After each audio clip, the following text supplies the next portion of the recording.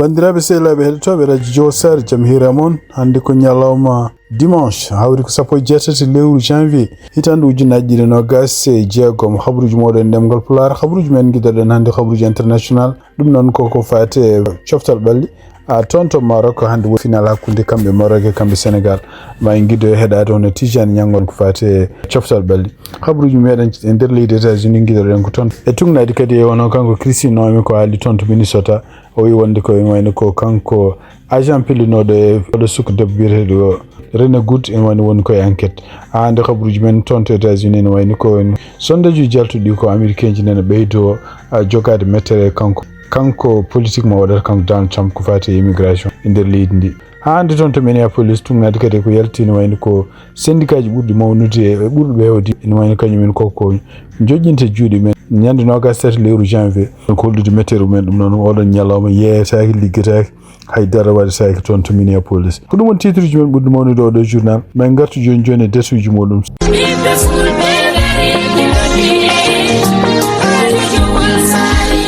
Radio Jowol Sare International dole lingu gondia kono dole Radio Jowol Sare ko hettu yankoɓe mum Amérique, Asie, Océanie, Europe, Afrique no keɗo Radio Jowol Sare International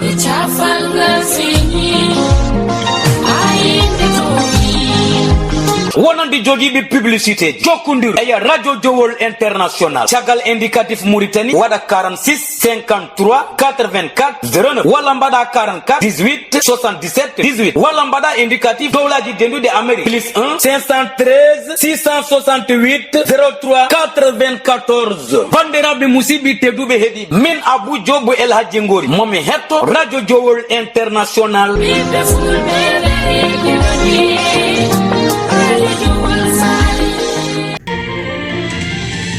bandiraɓe sehlaɓe heɗotoɓe radio Jowol Sare gonɗen joni ko waktuji jeetati toon to Mason ɗum noon ko même heure woni toon to New York toon to Californie ɓe jarata joni ko 5 heures kikiɗe toon to Rabat Maroc ɓe jarata 2 heures subah e toon to Dakar Sénégal ɓe jarata 1 heure subah ɓuuɓol hande ne continue arde e États-Unis noon ɗon e Ohio oɗo sa joni gonɗen jartaten ko moins 5 degré Celsius hawnaki kadi ɓuuɓol ngol ma continue talade jammo de 9 heures subaka janggo hawnaki ma en pinene woni moins 6 degré ɗum noon en wayno kadi ma continue kadi jangde de kikiɗe janggo 6 heures ɓuuɓol ma yetto kene won moins 8 degré Celsius ɗum noon ɗaminaka neige uji kono noon wayno ko ɓuuɓol ngol ne heewi ñalawmaji garoji ɗi enne ñande 19 ene wayno ko pineten ko woni moins 4 degré donc ñande nogas lewru juin ko ɓuuri hewde ñalawma ko hakkude moins 4 degré et moins 7 degré e hawnaki ñande mercredi nangue ma yaltu seeɗa donc ma en pino hedde 7 degré ha woni e 0 degré kikiɗo bandiraɓe sehlaɓe heɗotoɓe radio Jowol Sare no binɗen e gardinde ni habruji men hande ko habruji men international puɗɗoɗen ɗum noon ko siftinɗon coupe d'Afrique des nations ko hande woni jaaɓi hattirde toon to Maroc ɗum noon hande fonno fottude ko kamɓe Sénégal e kamɓe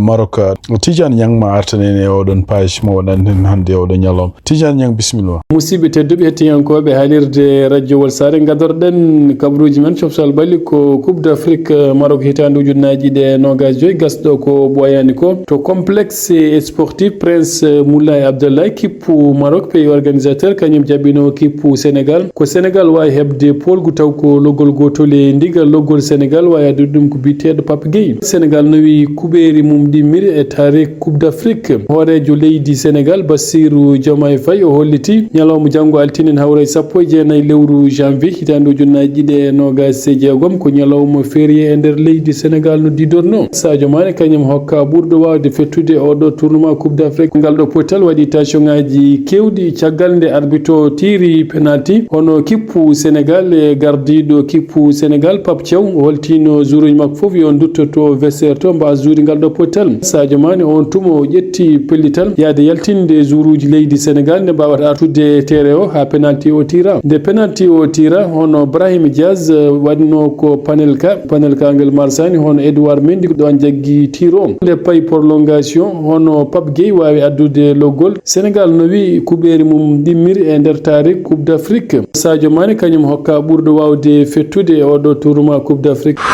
coup de sifflet final ɗo e lamorgo leydi Mauritanie Nouakchott temedde Mauritanie mbawi yaltude laabi Nouakchott ngam hollidde weltare mabɓe waddude solidarité e wolgu kippu leydi Sénégal kiyiɗe hannde.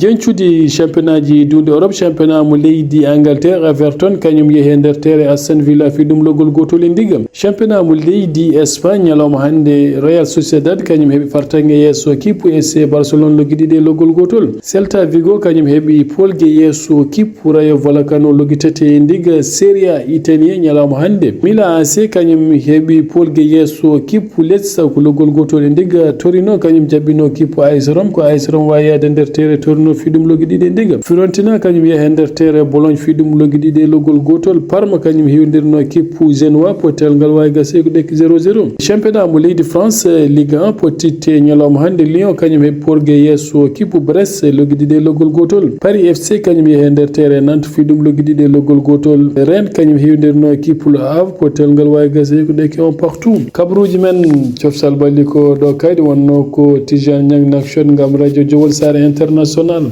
Tidiane Niang e Fouta Jawon Jara. Kabaruji mon e ɗemgal Pulaar e dande musidɗo mon Ama Touré. Ndiraɓe sehlaɓe heɗotoɓe radio Jowol Sare jam hira mon. Habaruji men États-Unis guidaɗen ko toon to Washington. Tumnede ko yalti e ñalawma he hono kanko Homeland Security gardiɗo ɗum hono kanko biyetede Christina o wi wonde kene wayno ko oɗo neɗɗo liggotoɗo e AIS o takkanoɗo kañum hoɗum wari oɗo sukko debbo biyeteɗo René Good toon to Minneapolis ɓe goni koye ankidde holko comportement makko ɗum noon ko adi accident o ɗon e kadi ko caggal accident o e nder konguɗi ɗi haali kadi wi wonde ko ene wayno ko kanko oɗo biyeteɗo Jonathan Ross nen pelgol ngol waɗi nde ene wayno caggal muɗum balɗe tati o suspendama ko wawi wonde fof ene wayno ko ɗum ɗo woni kanko Christina ko ɗum o haali hannde toon to biyete WFLA ko channel gonɗo toon to Minnesota ko wawi wonde fof kamɓe laamu ngu en version mabɓe wonno toujours ko oɗo suku debbo kañum yinno ferade mo kanko agent immigration kono e wayno ko vidéo ji kollino wonde ɗum to wona gon ɗeɗon dilli fof en wayno oɗo saha joni yimɓe hewɓe kadi nane ɓeydo hewde ko fati en yimɓe ɓe ganduɗa en oɗo saha joni ene cekki ko fati kanko Donald Trump administration makko ko waɗata ko fati immigration no nangirta yimɓe ni walla kamɓe koye mabɓe noɓe natirta e nokkuji ɗi ganduɗa démocrate en gonni ɗum noon ko tugnaji sondage uji jaltuɗi kadi e oɗo ñalawma dimanche tugnade hannde ko anda en wayno ko kene abbo joni kene wona 2.2% tugnade sondage uji taw ko CNN waɗi ɗum ɓe mbi wonde ko yimɓe hewɓe oɗo sa joni américain ji kañumen koye men ɗiman kadi sikkitade wonde kanko Donald Trump gueɗe ɗe waɗata ko fate en haare nde winomo haɓa immigration nde wona ni foti heɓirede ɗum ɗon surtout tawde pelligol kamɓe yimɓe service immigration ko kamɓe provoque yimɓe pello ɗumen e tugnade hannde seedeji kewɗo ko kaali donc tunade hannde oɗo journal biyeteɗo The Hill en mbi wonde ko kanko Donald Trump laamu makko surtout yenne gueɗe ɗe waɗata ko fati immigration et surtout yenne caggal sondage uji jaltuɗo ɗo sa joni ko kanko Donald Trump so tawi kamɓe républicain ɓe ndenaki en wayno ɗum ɗo fof ma addanɓe caɗele ɗum ɗon kadi en wayno ko yimɓe hewɓe taw ko républicain en wiyeteɓe right wing ko yimɓe ɓurnoɓe wonde kañumen koye men conservateur uji puɗɗima oɗo sa joni sikki jogade fayre ko fate kamɓe AS golle ɗe mbaɗata ɗe ɗum ɗon surtout ene fati woteji jogorɗo wadde hitande ujunaji ɗe 26 démocrate en kañumen koye men pour mumen ɗum ɗon jii ɗum ɗon ko hunde nde mbawi hutorade surtout ko fati immigration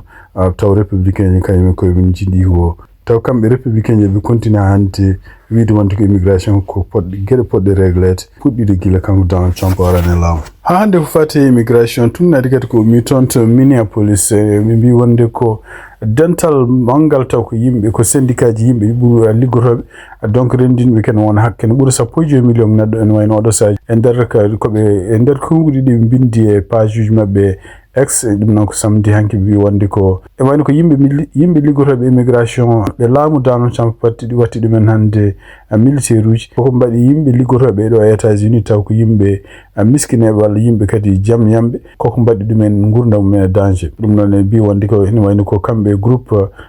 jeeyaɓe ɗiɗo syndicat ji wonɓe toon to Minnesota ene wayno ko ɓe mbawi wadde plan pour wiide wonde ko il faut mbaɗa action ɗum noon ñande 23 lewru janvier hitan ujunnaji ɗiɗi e 26 mi wayni ko kamɓe fof ɓe mbi wonde ko liggey ala jeeygu ala haydara ala toon to Minnesota fuɗɗoto toon ko downtown Minneapolis à partir de 2 heures kikiɗe ɗum noon mbi wonde ko maɓe ndendin famille aji maɓɓe fof maɓe ndendin kadi galleji ɗi fof e hoddiɓe fof e yimɓe jeeyaɓe communauté fof toon to Minnesota pour ɓe mbawa wadde ɗiɗon action ngaji beele dartinde économie leydi ndi en pour ha ande wonde ko kamɓe syndicat ji walla kamɓe liggotoɓe ɗo États-Unis kamɓe koye maɓe beela ko AS waɗata ko ɗum ɗo fof ko gueɗe ɗe ganduɗa oɗo saha joni kamɓe républicain ji ɓe ne ɓeydo hulde tan ko fati en ɗeɗo gueɗe kadi ne ganduɗa kanko laamu makko Donald Trump hay sonde ɓe jaɓani haalde ouvertement ko jiiɗa ɗum ɗon tunnade kadi tunnade kadi e journal uji ko wayno surtout en NBC ɓe mbi wonde ko oɗo saha joni hono kanko vice président mo États-Unis mone waɗa peeje fof beele o woɗɗitino hoore makko Donald Trump ɗum noon kadi ene wayno ko kanko hoore makko ɗaminade wonde ko kanko jogori wonde candidat mo ganduɗa en kamɓe républicain ji mbawi wallude ɗum pour ha wona candidat en hitande ujunnaji ɗi 27 ɗaɓɓuɗo ardade leydi États-Unis donc ɗum ɗo fof kadi ko so tawi kanko Donald Trump ko fellisani continue wiide wonde ko ene wawi wona candidat pour mandat tataɓo e laamu makko ɗum noon kadi mono continue haalde hande wi wonde ko constitution hawnaki ɗum wawi waylude ɗum so tawi kanko hoore makko ɗaɓɓi ardade kadi lawol tasugol pour États-Unis ɗum ɗon noon ko hunde nde ganduɗa en constitution e haal ɗum ko gueɗe ɗe ganduɗa mbawa wonde hande toon to États-Unis tugnade kadi ko mi toon to Maison Blanche e tugnade kadi e journal biyete Newsweek hono kanko Donald Trump en wayno ko jamma aljuma ha fay suba kadi dimanche o ñalli ko haalde gueɗe bonde ko fati républicain ji jeeyaɓe toon do Indiana e ɗum noon o wi ɗumen wonde ko jamfanteɓe ɗum noon ko sibabude kañumen koyemen calima rewde peeje mabɓe pour waylude no wiyete en mbaadi républicain ji no foti ɓurde hewde toon to démocrate en toon to Indiana ɗum ɗo fof ko ɓeydade beele sarɗiyankoɓe républicain ji ne ɓeydo toon to Indiana beele ne wawi wallude mo heddade e laamu toon to Washington ko wawi wonde fof en wayno ko kamɓe républicain ji won toon ɓe callinoma oɗon plan mo kanko Donald Trump mo winno pour waylude républicain ji ɗum ɗo ɗum keewi ko men toon donc majorité mum ɓeydo hewde pour ha démocrate mbasa jogade toon représentant donc ko wawi wonde fof en wayno ko kamɓe Indiana kamɓe jeeyaɓe toon Indiana sénat mabɓe en wayno ɓe callinoma ɗum ɗon ɗum ɗon ɓe mbi wonde en wayno ko oɗon saaha kamɓe républicain ji jeeyaɓe toon Indiana 21 mabɓe jantine démocrate en pour bloquede kanko Donald Trump ko ala ko wawi wonde fof en wayno ko caggal muɗum kanko Donald Trump e kanko David McIntosh e kanko JD Vance en wayno ɓe mbawi yennude hono kanko gardiɗo toon to suudu sénat hono kanko biyeteɗo Bray mbi wonde en wayno koɓe jiiɗi maɓe mbaɗa peeje fof beele kanko Bray ɗum noon gardiɗo suudu représentant toon to Indiana beele woteji garoji primaire hitande ujunnaji 26 beele omo perde place makko ɗum ɗo fof noon kode gueɗe jogorɗe ɓeydude e feccude hano parti républicain ɗen habaruji men ko fati politique hande en wayno ko kanko sénateur jeeyaɗo toon to Maryland hono kanko biyeteɗo Chris Van Hollen ɗum wardi toon to télévision biyeteɗo ABC News taw ko journaliste biyeteɗo Johnson Carlo namdotonomo kanko e wiide makko wi wonde ko agent ji immigration oɗo saha joni nde wonɓe toon surtout wonɓe toon to diwan Minnesota ko kañumen goni e yaɓɓude kuule e leydi ndi wona yimɓe sappoɓe goni yaɓɓude ɗeɗon kuule omi gonɗin wonde ko so tawi ko ni henna kamɓe agent ji immigration ɗi ɓe continue wadde ligguey mabɓe e wayno ko kamɓe toon to congrès ɓe potani waɗande ɓe rokkudeɓe kalis ko fati budget mabɓe e wiide makko kadi woyi ko alay sago ko kamɓe yimɓe immigration no service département homeland sécurité kañum hoore mum wayla gueɗe ɗe waɗata ɗe hen so tawi kañum hoore mum yiiɗi waɗede budget continue kadi wiide wonde ko ɗon gandi Donald Trump haalini wi wonde ko ara caggal yimɓe ɓurɓe bonde wonɓe fof wonɓe ɗo e États-Unis ɗon criminel en oy kono ne wayno so tawi ƴeewama ko haalata ko ene nder chiffre ji mabɓe e nder statistique mabɓe kamɓe service immigration e wi wonde ko 80% yimɓe ɓe nangi ɓe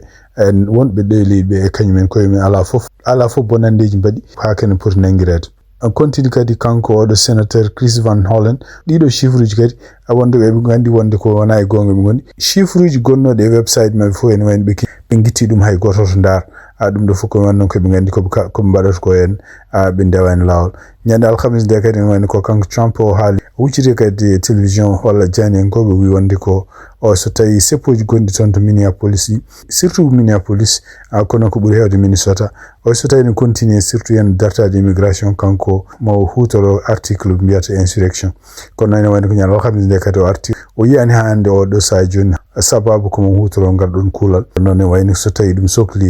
sohli hutora ɗum tan ma hutor ɗum toon kadi ha hande sénateur jaaɗo toon to Arizona biyeteɗo Ruben Gallego nder ko haali kadi wi wonde wayno ko AIS oɗo sa joni département immigration ɗo AIS ene foti kañum hoore mum momtede ha laaɓa wayle o wonde ko oɗo département foti mahede koye sifa mo ganduɗa yimɓe États-Unis jiɗi kono noon wayno ko oɗo sa joni no wayni ɗum wonno hunde moƴƴere ɗum noon kanko arno ko toon to CNN o fottino kadi koye journaliste biyeteko Jake Tapper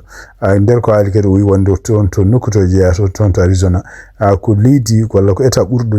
ɓurɗo jogade caɗele saabu woni koye frontiére kono noon wayni ko service immigration gon toon kono noon wayno ko kamɓe wonɓe toon wonɓe service immigration ɓe ene wayno ko yimɓe ɓe ganduɗa kanko Stephen Miller kanko Donald Trump ɓe Ukraine ɓe goƴaka ɓe ƴewde yimɓe waɗɓe bonandeji ɓe goƴaka tan ko nangude kala moɓe poti ɓe nanga ɗum noon ko hunde nde moƴƴani ko way wonde foof non seulement sarɗiyankoɓe mais kadi public o nen continue hollude mettere muɗum